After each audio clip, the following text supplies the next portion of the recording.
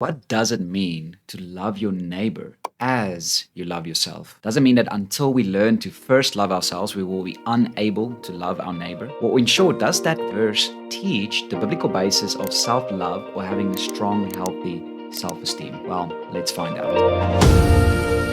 Welcome to Books of the Wise. We talk about theology, good books, and the Bible. And the key text we will be studying is found in the Great Commandment in Matthew 22 from verse 35. The text reads, "And one of them, a lawyer, asked him a question to test him. 'Teacher, which is the great commandment in the law?' And he said to him, 'You shall love the Lord your God with all your heart, and with all your soul, and with all your mind. This is the great and first commandment.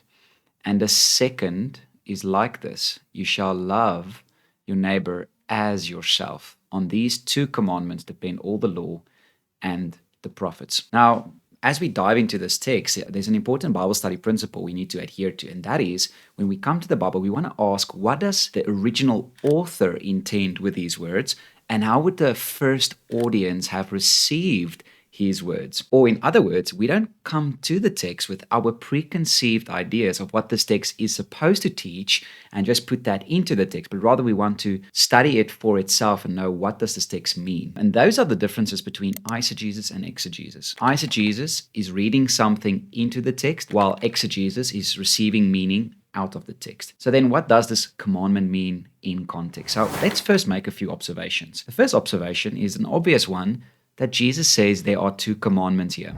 Notice that in verse 40, it says, "On these two commandments depend all the law and the prophets." In other words, Jesus expects here only two things to do, not three. If Jesus meant here that we are to first love ourselves before we love others, it sounds strange to say that there are only two and not three. So that's the first observation. Interesting. And here's a second observation, and that is where we should note the word as. When Jesus says, "A second is like it, you shall love your neighbor as yourself."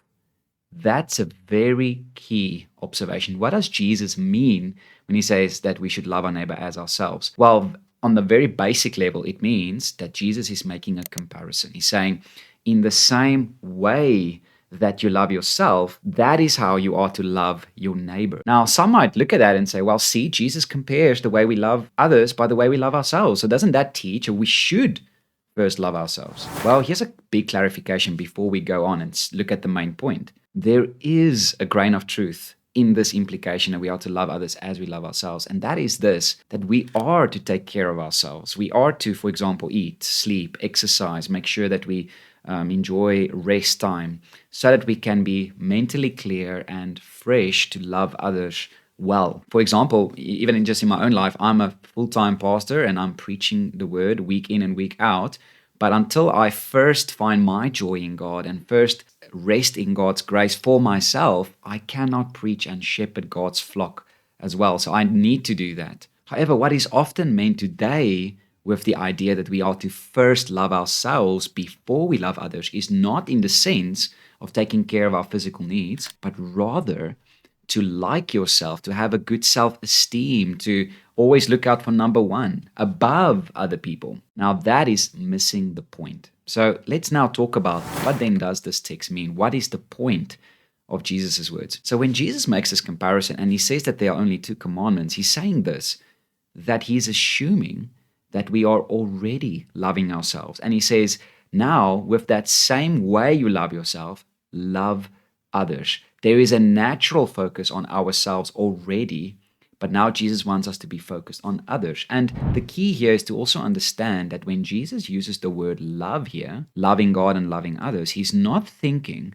of what we tend to think of, self-esteem or feeling good or things like that. Rather, the biblical definition of love, 1 Corinthians 13, verse 4, love is patient and kind. Love does not envy or boast. It is not arrogant or rude. It does not insist on its own way. Do you see, that's the opposite of first loving yourself. It doesn't insist on its own way. It is not irritable or resentful. It does not rejoice at wrongdoing, but rejoices with the truth. You see, the biblical idea of love is to do good or to fulfill other people's needs or to esteem people highly. John 3:16, for God so loved the world that he did what? He felt very good about the world? No, he gave. his only Son, sacrificing his Son that we might be saved at infinite cost to himself, right? So that's what biblical love means. And again, there's another interesting parallel to our verse in Ephesians 5, verse 28, when this text speaks to husbands and the way husbands are to love their wives. It says, in the same way, husbands should love their wives as their own bodies. You see, that's very similar. It's very close parallel to love your neighbor as yourself. Yeah, husbands, love your wives as your own bodies, your physical body. He who loves his wife loves himself. And then Paul clarifies, notice that no one ever hated his own flesh, but nourishes and cherishes it, just as Christ does the church. So Paul here says no one has ever done this. In other words, we all naturally take care of our bodies. We all naturally take care and try to fulfill our own desires. And now Paul says to husbands, do that to your wives. Do you see? And to rest this case, there's another Bible study tool we can interpret, or we've already been using it a little bit, and that is that Scripture interprets Scripture. And I believe we have a divine commentary on the Great Commandment in Matthew 22, found in Matthew 7, verse 12, which is also known as the Golden Rule. Listen to what Jesus says here. It says, so whatever you wish that others would do to you, do also to them. For this is the law and the prophets. You see, that's again another very close and clear commentary on what Jesus means.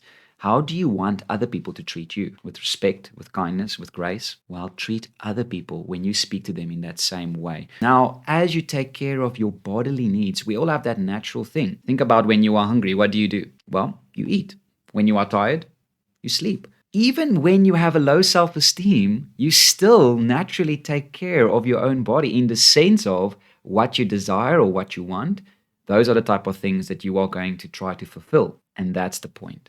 Jesus is saying in the Great Commandment, with that same natural inclination, you have to take care of your needs and your desires. Now do that to others. A big point here to remember is that Jesus does not imply you should focus on yourself, but rather that you are already way too focused on yourself. The intent here is not meant to make you love yourself more, but rather to look away from yourself and to love God and your neighbor more, to be other focused. Do you see what the point is? And if I was in your shoes right now, I would love this YouTuber as yourself by subscribing to this channel and liking this video. I would really, really appreciate that. If you want a sound biblical resource on this important topic, consider downloading the free booklet by Joel James, The Bible and Self-Love. I'll post that in the description box below. But thank you so much for watching, and until next time, God bless.